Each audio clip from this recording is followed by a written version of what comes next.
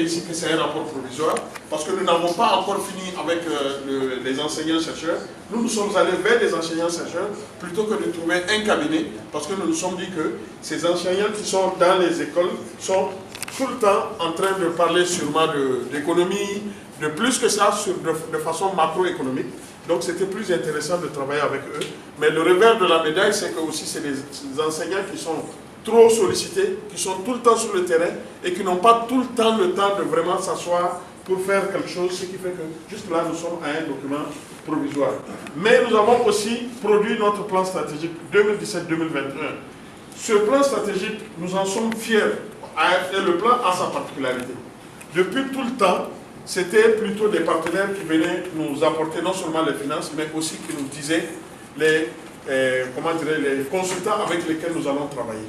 Sa particularité, c'est qu'effectivement, nous avons beaucoup été aidés par le DIRO, mais dans la souveraineté, dans la politique du DIRO qui veut que c'est un accompagnement, chacun fait selon comme il le sent, ça nous a permis de lancer nous-mêmes la recherche des consultants et qui sont venus de pays tiers et qui nous ont aidés pendant à peu près 2 mois ou même plus pour mettre en place ce plan stratégique qui court de 2017 à 2021.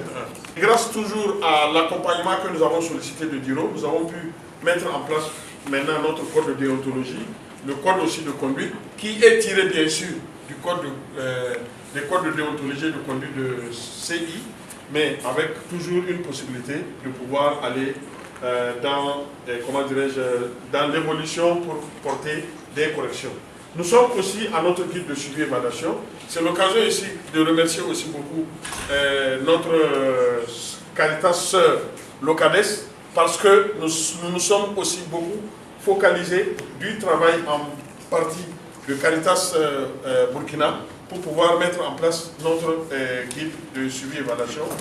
Ensuite, ici, le film que vous voyez, c'est l'un de nos produits KM que nous avons sollicité et obtenu grâce à DIRO, où nous avons été au nord, disons à la frontière entre le Niger et le Mali, là où sont nos frères maliens réfugiés qui ont été depuis 2012-2014, qui sont sur ce territoire et que nous accompagnons depuis tout le temps. Nous avons été l'une des premières Caritas à être avec eux, grâce aussi au financement de Caritas Danemark.